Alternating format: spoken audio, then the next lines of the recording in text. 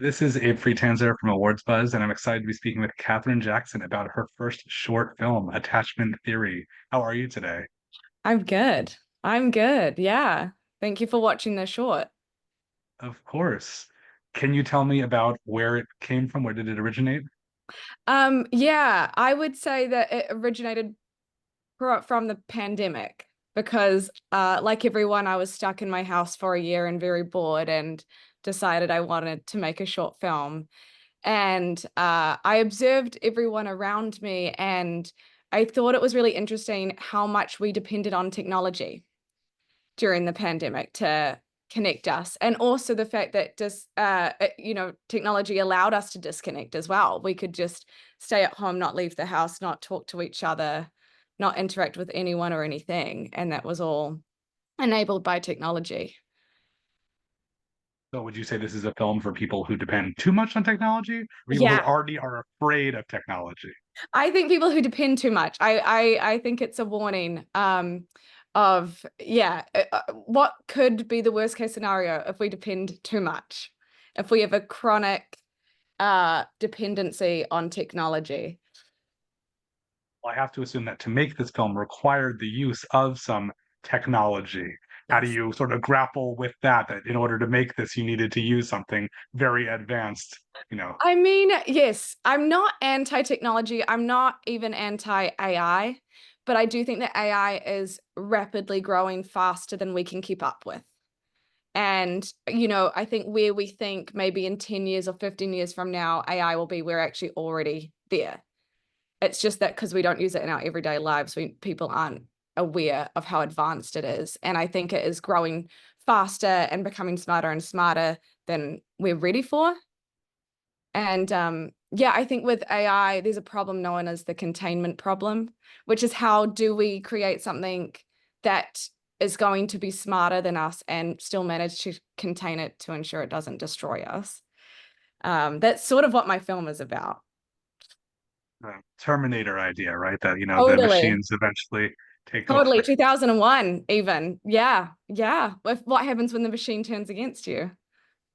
Well, what's interesting to me is that in this case, we have a function that has replaced a human job, but exhibiting behavior that might be considered human in terms of just being there too much. Like you could have someone who comes to deliver stuff who's a little bit too chatty, sort of Yeah. like borderline stalker. And I think that is interesting because while there's like a super powered technological part of it, it really is a human behavior that we don't want that this machine that's taken a human job is exhibiting.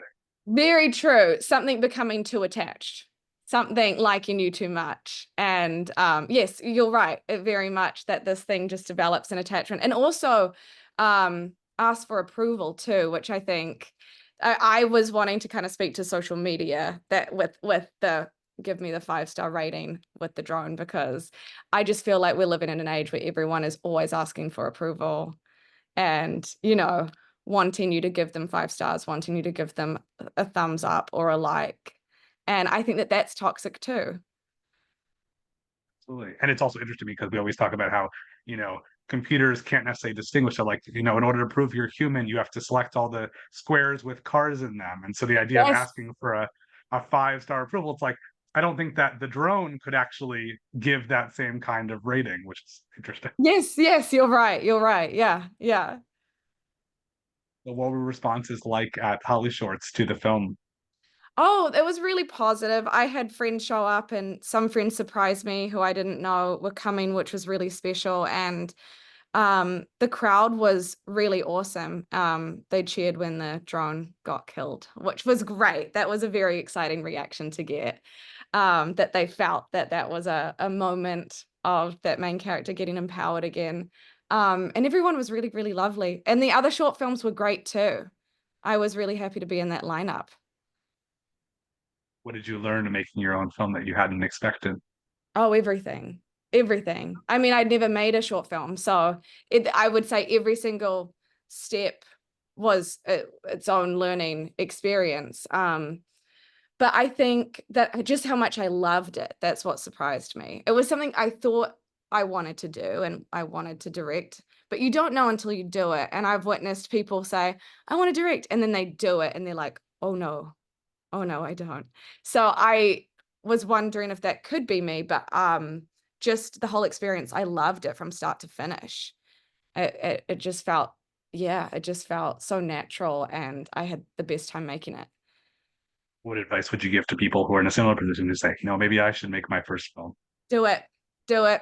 And it can be daunting, but it's also never been easier to make your own film. We all have cameras on our computers, on our phones. Most computers come with some sort of editing software. Do it and get your friends involved, because that's what's fun. And a film is very much always a collaboration, and always takes more than one person to make. And just do it. And if what you make is bad, don't be put off by that too. It's all part of the process.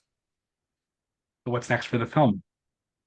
I've got some other screenings. I'm gonna go to San Francisco in September and play the film there. And I've gotten into other festivals, which I'm not allowed to announce yet. But yeah, it's just making it, putting it out into the world so people see it is the next step. Is there more to this story? Is there a feature adaptation somewhere brewing in your mind? Um, if there is, I haven't cracked it. I have thought about it, but I don't quite know how I would expand the story. If you have any ideas, let me know. Do you have other films that you want to make? Are you already started to think about that? Or you're just sort of Yes. focusing on this as No, right now. I have a million stories in my head. And I do have a film currently that I'm writing that I would love to turn into a feature, which has Is there similar aspects to this, but isn't the same story. But there it is, a commentary on technology being toxic. So I guess that is something that's very much on my mind. well, I wish you plenty of luck. Thank you so much for taking a few minutes to speak with me today. Thank you. Thanks, Abe. Nice to meet you.